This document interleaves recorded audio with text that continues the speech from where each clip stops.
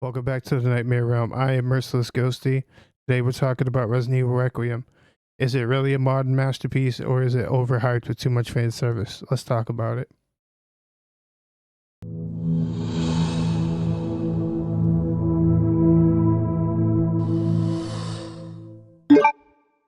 So Resident Evil Requiem follows two main protagonists, Grace and Leon, both of which have two very different personalities, play styles, but they do interweave very well. And they both have a common theme of trauma. They're both overcoming different things that happened in their life. Grace is the new character that is she is more like nervous, anxious, and you feel that every time she's on screen. The voice actor for Grace did an amazing job. We start out at the Brentwood Hotel with her, and she has to kind of face things that happened in her past. He has to go back. Her boss asked her to go back to this place, which we've all seen in the trailer, and she has to face the past events, what happened. This section of the game tosses you right in. It doesn't hold back. This is a dark game, and it starts out dark. It's quite an emotional section here. So I feel like it's a good intro, getting you prepped for what you're about to experience throughout the rest of the game. And then shortly after that, you get thrown into a Leon section where you are chasing the main villain of the game, who has taken Grace, which we kind of all seen this in the trailer. So that was a small spoiler, but I mean, Resident Evil, you guys gotta figure that one out. So you get thrown into this section with Leon where you're kind of pursuing the main villain, and you're in the middle. You're just in the city, in the street, and they just let you go crazy. It's a big action setting where you could just do all sorts of different fight mechanics with Leon. That's one thing that I kind of feel like I haven't mastered yet with the game. So my next playthrough, I'm going to be kind of learning all the different mechanics first, getting those down, and then I will be doing I'll be attempting the insanity mode and then speed runs, no damage runs. I'm gonna try it all with this game. But so then we get to this section that takes place at this hospital, and we play, and then we get where we're thrown back into Grace, and this section is very classic Resident Evil, kind of a slower burn, not a lot of ammo, not a lot of resources, very survival horror, very different of a stalker enemy. That is kind of cool in the way that you kind of have to navigate around her, or it, I should say, navigate around it. So you go through this section where you're going through this hospital, and you have to unlock different doors, solve different puzzles. The zombies here are smart. So the zombies in this game they're kind of half zombie, half but they have the memories of what they used to be still. So different zombies have different tendencies, different patterns. So you kind of have to go through your way and read the zombies, understand their patterns to figure out the best way to get around, whether you should take some of them out or just leave them. There are some bigger, stronger things in this section of the game that are a little harder to take down if you're not smart about it. One thing that they did add to this section is a crafting section. I know we did have a little bit of that in Resident Evil 4, but it's taken up to a whole different level with this game. The things that you could craft are so unique and different for a Resident Evil game. I wasn't sure how I was going to feel about it as the game went on, but it doesn't last very long. So what you do in this section of the game is the way that Grace will be for the rest of the game. So it's good to take the time to actually go through and strengthen her up a little bit for the rest of the game. So once you get through this section, we have another small set. Then you take control of Leon, who goes to his part of the same location, which is a lot more. It's a lot more action heavy.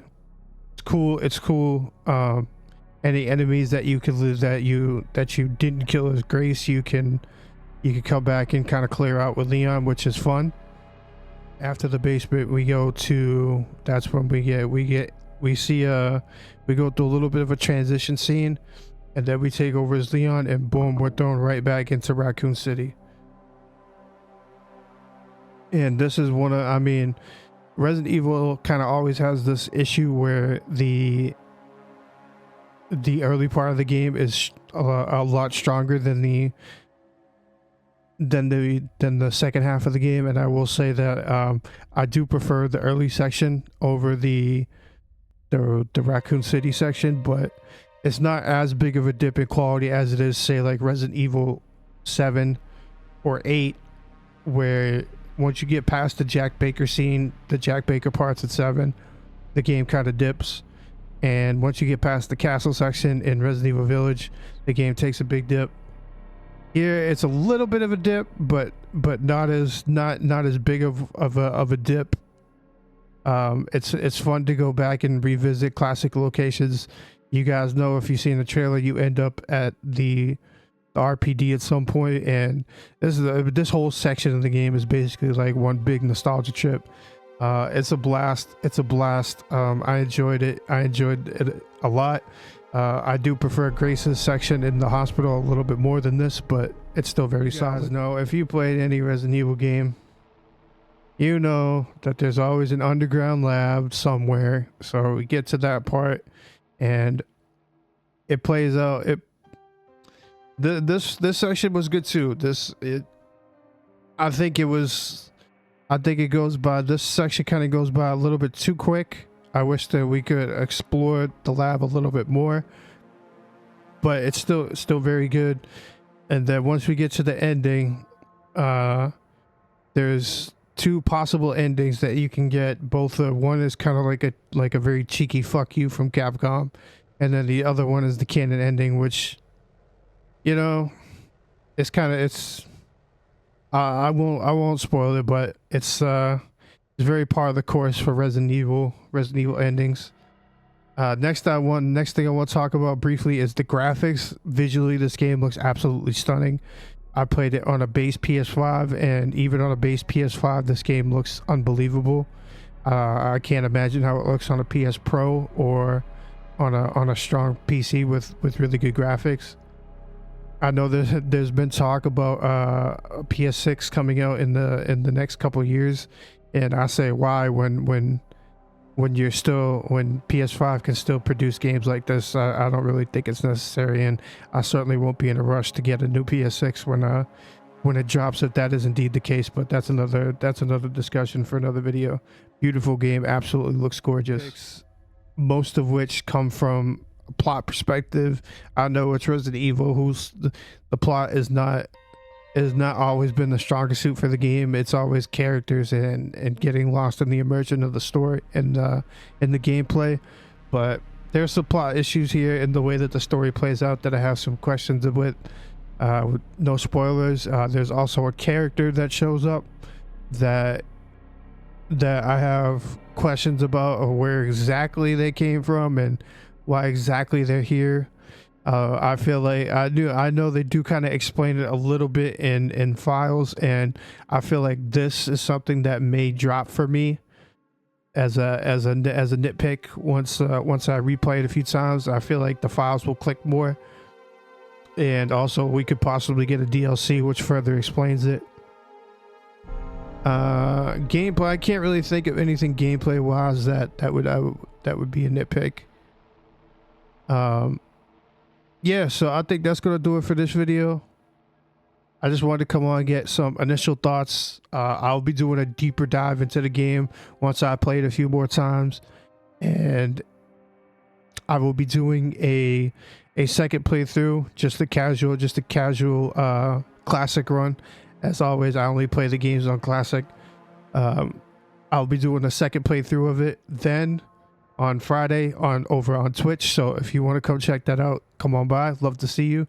And then once I get the mechanics down a little more, then I'll be getting into the insanity mode, and then from there I'll do insanity mode, and then I'll do speed runs, no damage runs, stuff like that. Till next time, don't wander too far, because this ghosty always remembers who entered the realm. I'll see you guys later.